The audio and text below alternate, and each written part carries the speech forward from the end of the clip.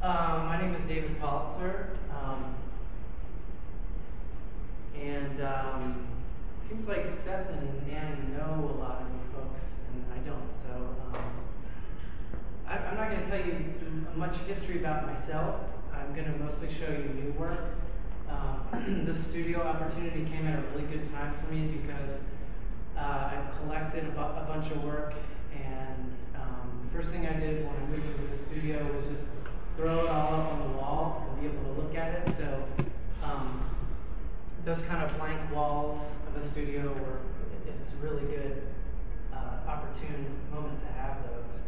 But I'm going to tell you a little bit of history about this guy. His name is Harry Fenn, and he's my great-great-grandfather. He was an illustrator around the turn of the 19th century. Is that right? 1800s to 1900s. And he made engravings and woodcuts for these books called Picturesque American.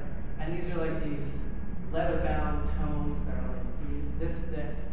And these picturesque books were kind of a phenomenon of the time.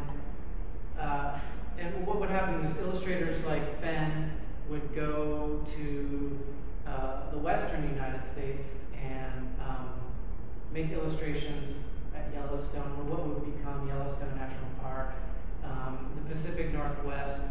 They would end up in these books. Here's one of his illustrations. They would end up in these books. People on the East Coast would look at the books, look at the pictures, and get fired up and go on these road trips to see the United States. Here's the foreword from Picturesque America. A delineation by pen and pencil of the mountains, rivers, lakes, forests, waterfalls, shores, canyons, valleys, cities, and other picturesque features of our country, with illustrations on steel and wood by eminent American artists. It is the design of this publication to present full descriptions and elaborate pictorial delineations of the scenery characteristic of all the different parts of our country. The wealth of material for this purpose is almost boundless. I love how dated that sounds, you know, with all the environmental concerns that we face today. I love how kind of quaint and optimistic that sounds. And the work that I'm going to show you that is mine, this is another engraving of Harry Fenn's, it represents my struggle or my attempt to kind of find my place in landscape art. You know, he was obviously a pretty remarkable craftsman and artist, and I don't share his patience or his manual skill, but I do share his passion for exploration and for the great outdoors and so-called wilderness. But I don't live in that time. I don't have his optimism or his naivete. So what I've been doing is I've been taking pictures that I consider landscapes and making video having to do with landscapes, but they're not straightforward landscapes.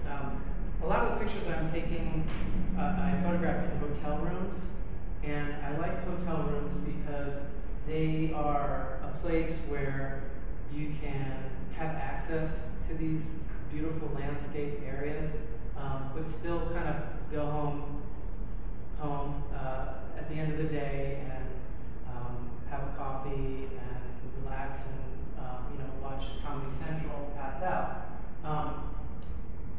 So this first picture is it's coffee grounds. This is taken at the Crown Plaza on 59, just down the road from here. It's a cellophane top to the plastic cups that you get. You know, they're sealed for your protection. And the kind of the what looks like maybe a sunset at the top is actually the edge of the building. So I'm interested in like what can be considered a landscape. This is also from a hotel in Lafayette. think this is from Lafayette, Louisiana.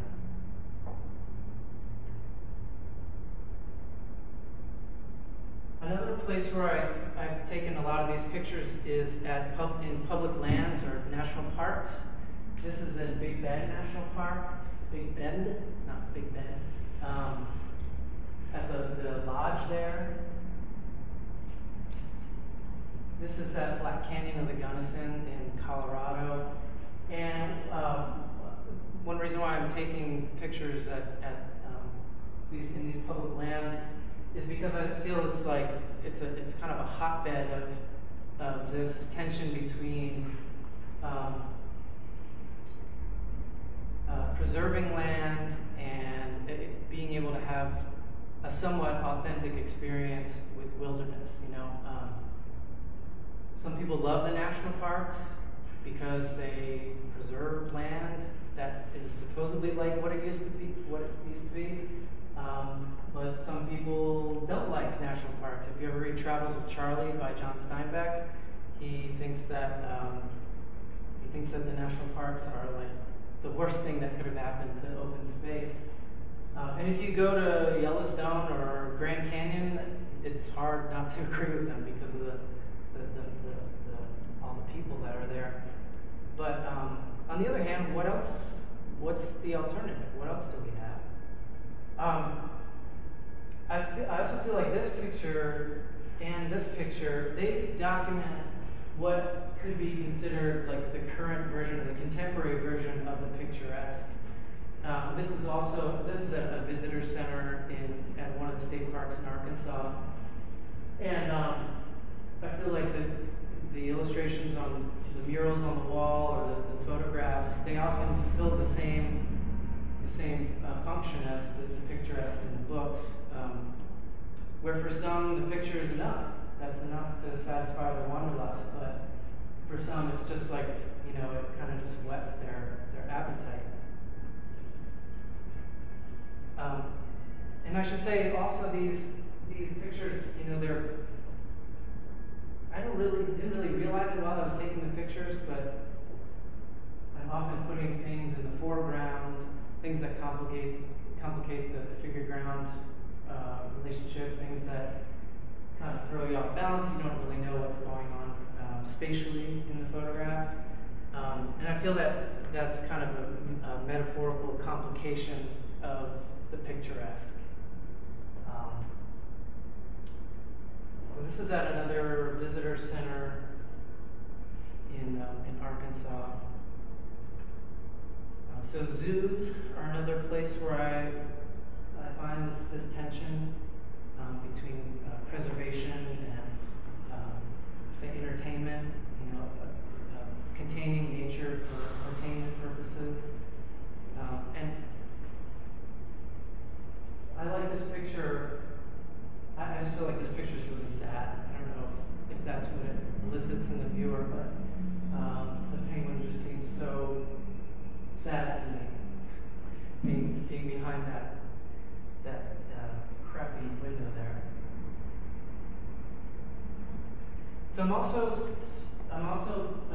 taking these photographs that I've collected for, I guess it's been like 5 years now that I've been either consciously or subconsciously addressing the subject matter. And I'm making diptychs and triptychs, and I'm not really quite sure what I'm doing in combining them, but I think that there's some interesting things happening. Like any two pictures that you put next to one another, you're going to make a third product out of the proximity. And that's what I hope happens with these. And I have specific stories for some of them. This one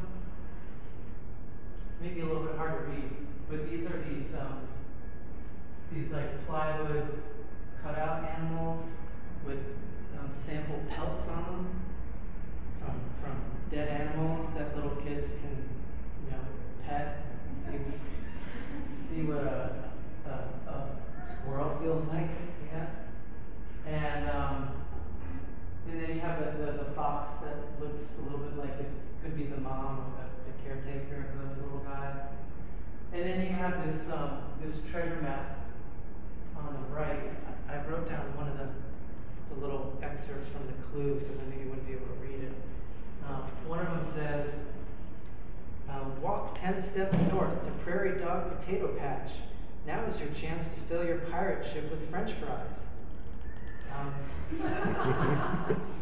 It's just really charming to me, and kind of the creepy woodshed look to the place where the map is located, and the torn surface of the map, I feel, relates to the skin of the animal.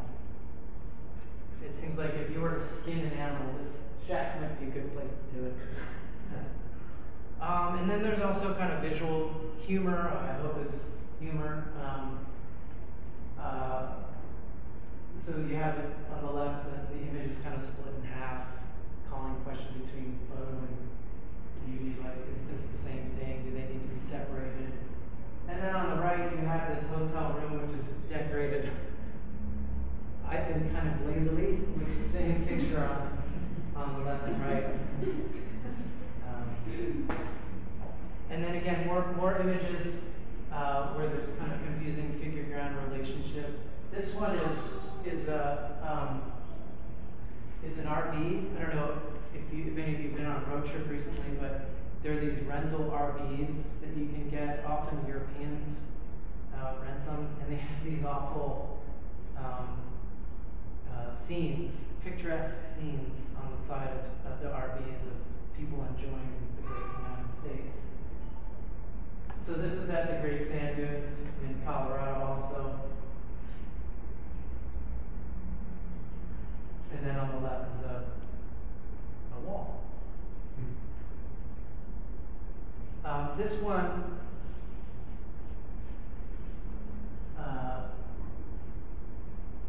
there's an obvious relationship between the birds and the tree. Birds live in trees. But there's maybe the less obvious correlation between the clock and symbolizing time or aging, and then the fading design on the T-shirt of this natural thing kind of disappearing. And then I also, it's a little hard to see on the slide, but I also like the chest hair peeking out, and then how that kind of visually mimics the branches of the trees and the leaves.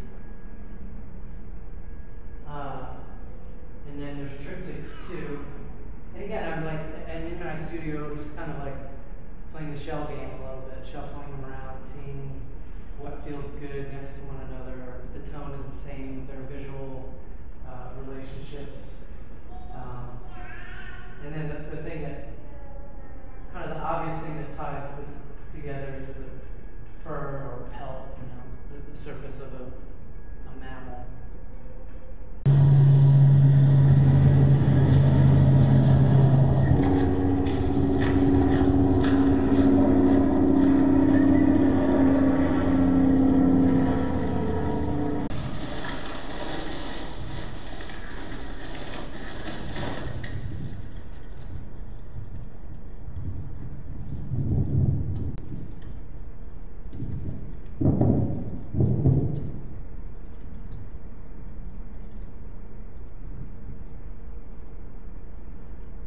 So that's a work in progress. I imagine it being projected and looped.